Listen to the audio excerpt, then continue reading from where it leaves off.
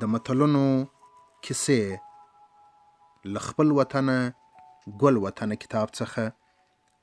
د کتاب لیکوال عبدالنافع همت، ویاند او چمتو کوونکی سید لودین. متل دی وای له مرګه تښتېدم پر آدم خور ولګېدم. وای د یوې ښځې میړه مړ سو او یو کوچنی یتیم زوی ورپاته سو. څرنګه چې دا ډیره بېوزله وه نو خپل یتیم زوی یې په ډیرو خواریو او تکلیفونو رالوی کړ. پر کونډې خپل زوی دونه ګران و چې زړه یې ورسره ډوبېدی. څرنګه چې د میړه د مرګ له امله یې په ژوند کې ډیرې سړې او تودې لیدلې وې، اوس ډیره بیرېده چې داسې نه وي زوی یې مړ سي او دا بیچاره یوازې پاته سي. کله چې به زوی له کوره ووت نو دی به تر هغه مهاله پورې د کور دروازې ته سترګې نیولې وې چې زوی به یې بیرته راتلی. هر وخت چې به په کلي کې څوک مړ سو نو دې ته به خپل زوی ور په یاد سو چې له دې سره به یې په زړه بیره ننوته، ولکه داسې ورځ راغله چې زما زوی مړ سي نو زه به لیونی سم.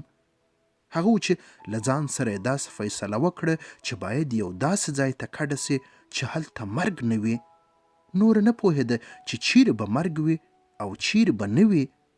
داسې فکر یې وکړ چې که هر ځای هدیره نه وه نو هلته به مرګ هم نه وي. وروسته یې دا خبره له زوی سره هم شریکه کړه. زوی یې که څه هم پوهېدی چې له مرګه تېښته نسته، خو د مور خبره یې پر مځکه وانه چول او په کډه کولو راضي سو. هغه و چې مور او زوی دواړو یوې نامعلومې خواته سفر پیل کړ. هر کلي ته چې به ورسېدل نو پر کلي به شاوخوا راوګرځېدل. کله چې به یې هدیره ولیده نو بیرته به یې خپل سفر ته دوام ورکړ. په میاشتو میاشتو یې سفر وکړ، تر ډیرو غرونو او ځنګلونو واوښتل. په سفر کې یې ډیرې سړې او تودې ولیدې. یو ورځ پر یوه داسې کلي پېښ شول چې هدیره یې نه درلودله. کونډې او زوی یې بې له دې چې د هدیرې په باب له کلیوالو څخه پوښتنه وکړي په کلي کې یې کډه واړوله. یو څه وخت وروسته د کونډې زوی ناروغه سو. په دې وخت کې د ګاونډي یوه ښځه په کوم شي پسې د کونډې کره راغله. کله چې یې د کونډې زوی ولید چې په ځای کې پروت دی نو پوښتنه یې وکړه چې زوی دې ولې پروت دی؟ کونډې ورته وویل چې ناروغه دی. د ګاونډي ښځې چې دا خبره واورېده نو سمدلاسه له کوره ووته. کونډه پوه نه سوه چې دا ښځه ولې سمدلاسه له کوره ووته. یوه شېبه وروسته د کور دروازه وټکېده. کونډه چې ورغله نو ګوري چې څو نفره چړې په لاس ولاړ دي. کونډه ورته وویل چې څه خبره ده؟ خلکو ورته وویل چې موږ خبر سوي یو چې ستا زوی ناجوړه دی. موږ ویل چې ژر یې حلال کو، داسې نه وي چې ډنګر سي. کونډه د زوی پر ناروغۍ ناګاره سوه او هغوی ته یې ویل چې زما زوی نه دی ناجوړه، که باور نه کوئ نو زه به یې راوغواړم، تاسې یې په خپلو سترګو ووینئ.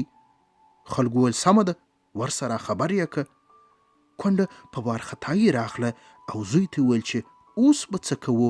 دا خو د سړي خورو کلی دی، څو نفره آدم خور راغلي دي چې تا حلال کړي. د کونډې زوی چې دا کیسه واورېده نو مور ته یې ویل چې ته غم مه کوه، زما یې چاره زده ده. سمدلاسه راغی او په خندا یې سړي خورو ته ویل زه روغ رمټ یم، هسې ټوکې مې در سره کولې. که باور نه کوئ نو په تاسو کې چې هر یو په غیر راځي زه ورته تیار یم. آدم خورو چې دا خبره واورېده نو بیرته خپلو کورونو ته ولاړل. په دې وخت کې کونډې له ځان سره په خواشینۍ وویل له مرګه تښتېدم پر آدم خور ولګېدم. یادونه: دا متل په کندهار او جنوبي پښتونخوا کې ډیر ویل کیږي.